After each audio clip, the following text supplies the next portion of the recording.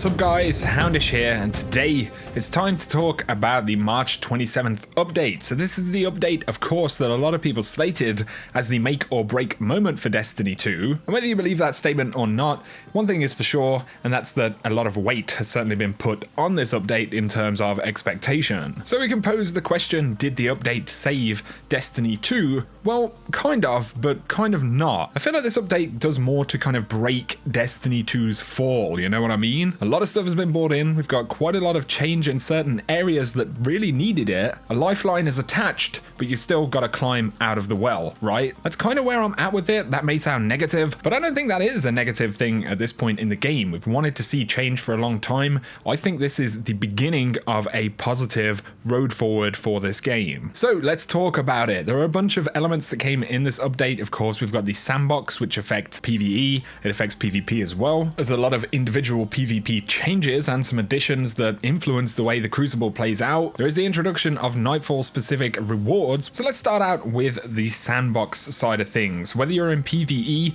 or in PvP, the movement changes they brought in this update are great across the board. Destiny is an action game, and in D1, you know, the movement, the way that the game played, it was a big part of why people were hooked to the gameplay of Destiny. And with this update, we've got, you know, more of a bridge between those two things. We also have the cooldown improvements, which have been much needed. Readily having grenades, melee abilities, and supers is definitely an important part of Destiny. I wouldn't really say that we're at D1 status in terms of cooldowns. Of course, stats are different now. In Destiny 1, we did have the scope to have more abilities than what we do currently in D2 after the patch, but it's also worth considering there are other elements at play now. We've got Masterworks, which generate orbs, and they actually encourage more engagement. You get rewarded for making those kills. So there are small elements of innovation that tie in with these changes quite well. When it comes to weapons, generally, they're feeling much more powerful across the board. In PvE stuff, weapons have got quite a bit stronger. I think power in PvE is hugely important in Destiny. There are bigger questions, there are bigger discussions around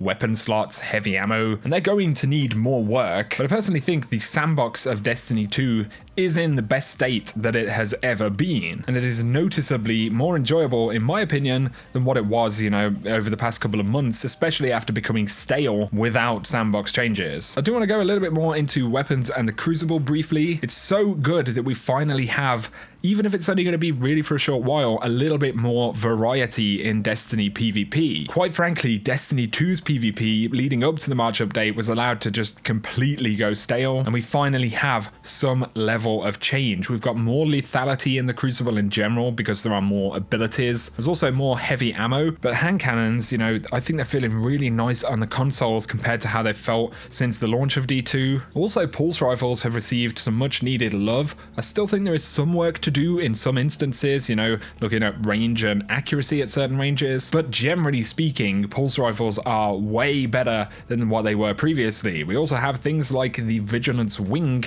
which is kind of dominating right now inside of the Crucible. It actually has the fastest time to kill available in a primary weapon right now in D2. It is technically capable of 2 bursting. Generally, you're going to 3 burst kill with it, but it has had its rate of fire increased from before, as well as the damage increase, and it is going to be one of the dominant weapons in the game. I know I'm focusing quite a bit on this weapon, but it's quite interesting because Bungie said, you know, they wanted to bring other weapons up to meet the top performers in the game. And personally, you know, with the way that Vigilance Wing feels, the kind of time to kill that you can get with it is noticeable when you're taking on, you know, more than one target, or when you're focusing on a guy who's on this rock on the left of you, but you know there's someone coming up behind you on the right. With it killing that a little bit quicker, it's quite noticeable how influential that can be in being able to deal with multiple targets. Some people are throwing the word nerf around. I personally don't think the thing should be nerfed. I think in the next pass, we should see weapons brought up to where the Vigilance Wing is at. That is an opinion though, that's a time to kill thing. Regardless of that question, I think Sandbox tuning needs to keep happening regularly to make the game more interesting and kind of just refresh things. That was a good element that we saw slightly more regularly in D1. I did very briefly mention heavy ammo inside of Crucible.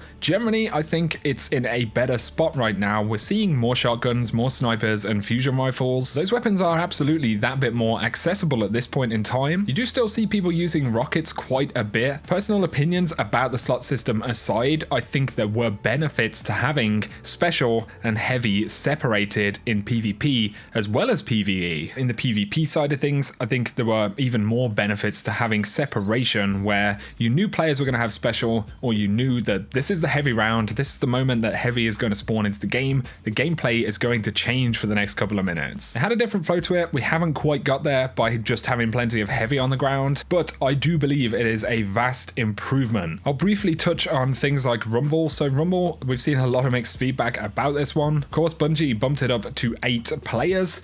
I think personally that it's a little bit too crazy with the current time to kill, the spawns, and that player count. There are quite a few situations where you're engaging someone, about as quickly as you can, at least in an intelligible way. And the pinch is just a little bit too strong, if you're especially in the center of the maps where you've got players just kind of come in from all angles. Is one of the places where the time to kill doesn't feel quite like it suits the mode. Again, time to kill politics aside, I'm just talking about the interaction between those two things in that particular game mode, but there is also the fact that there's 8 players. I think possibly 6 players could simply be the answer. Some adjustments to the spawn times, make them a little bit longer. I just think there needs to be a little bit more management of the time available for 1v1 engagements around the map. I want to save any remarks about competitive PvP until Trials has actually been out. There's a lot of mixed feedback about this. I personally haven't been into the competitive playlist yet. I think it would be better to see how Trials of the 9 actually plays before I give any impressions on this. And so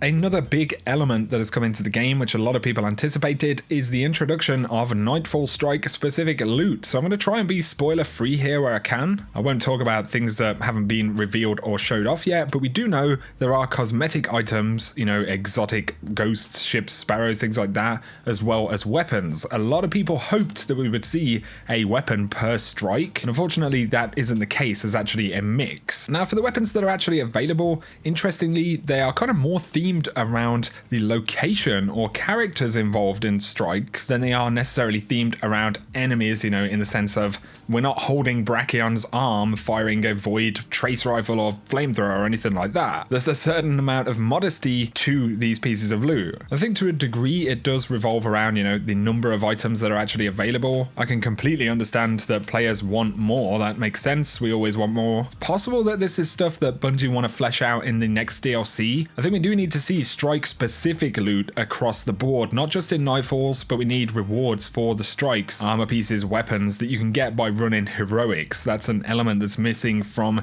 the heroic strike playlist. Of course, there is the modifiers and stuff like that as well. I think there are always improvements to be made. Of course, some of the improvements don't just attach themselves to specific items like a weapon from the Nightfall. There is always the question of perks, perk randomization, how many perks there are actually available in the game. There's a lot of stuff that always needs to be spoken about. I would say that the one significant thing about having this, strike loot in the game right now is that we finally actually have some. It should have been there at launch. I absolutely agree. Another element though, which I think is important, is that Bungie have, started to put some of those cosmetic rewards. They may just be sparrows and ships or whatever, but there are other places to actually earn those items. I totally agree though. We want to see more cool looking stuff, more really heavily thematic pieces of gear. Those are improvements that need to keep coming. So at most, what does this update really do for Destiny 2? Well, I think it sets up Destiny 2's gameplay to be considerably more enjoyable than it has been since launch. We're more powerful across the board. When we get the next content update, which is literally in a matter of weeks now, we're going to have a more enjoyable, more kind of power fantasy version